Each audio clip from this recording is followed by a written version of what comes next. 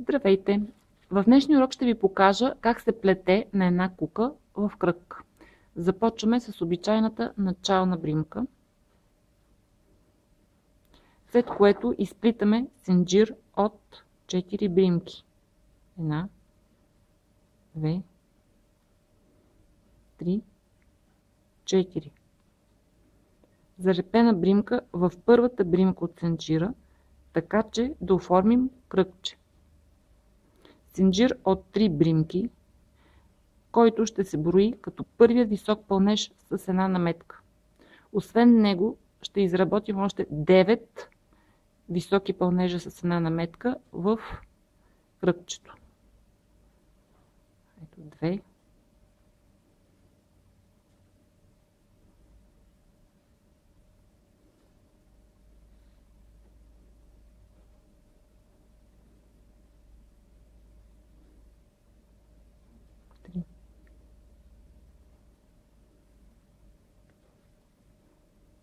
4,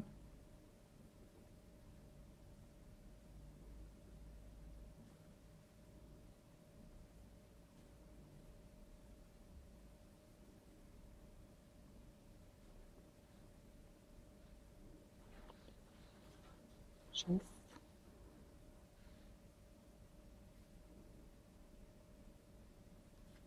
7,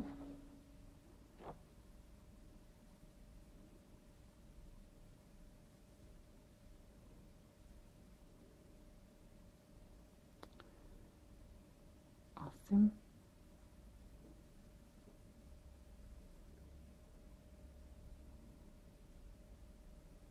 9,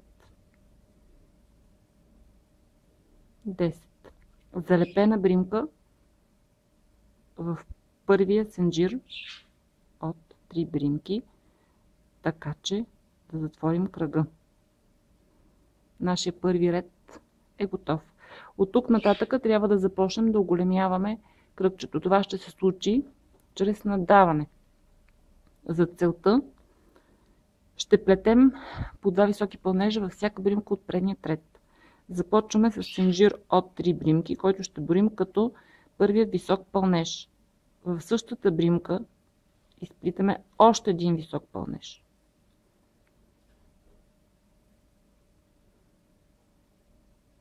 В следващата бримка плетем 2 високи пълнежа.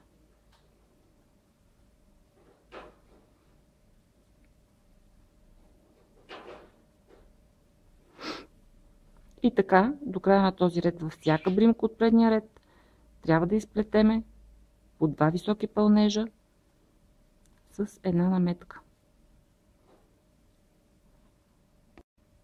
Така, ето, приключихме този ред. На края на този ред трябва да имаме 20 високи пълнежа. Отново правим залепена бримка в първият синджир от 3 бримки, така че да затворим кръга. Продължаваме с наддаването в следващия ред. Изплитаме синджир от 3 бримки. Това е нашия първи висок пълнеж. Този път не наддаваме в същата бримка, а в следващата изплитаме 2 високи пълнежа. Тоест в този ред ще наддаваме във всяка втора бримка. Изплитаме една нормална бримка, един висок пълнеж. В следващата бримка изплитаме 2 високи пълнежа. Така ще работим до края на този ред.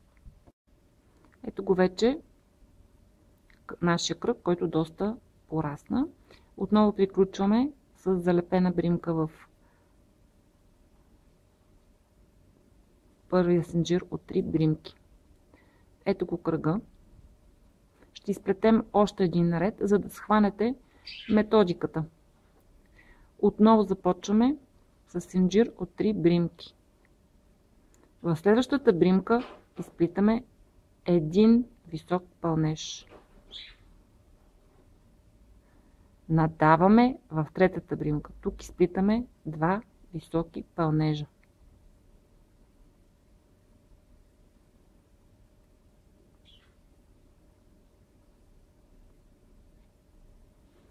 един висок пълнеж, в следващата бримка един висок пълнеж, в третата бримка надаваме, като изплитаме два високи пълнежа. Така продължаваме до края на този ред. Плетеме две бримки нормално с по един висок пълнеж и на третата бримка надаваме, като изплитаме два високи пълнежа. Така завършваме по обичайния начин с залепена бримка в първия сенджир от 3 бримки. Ето го нашия кръг, добре оформен, благодарение на равномерното надаване.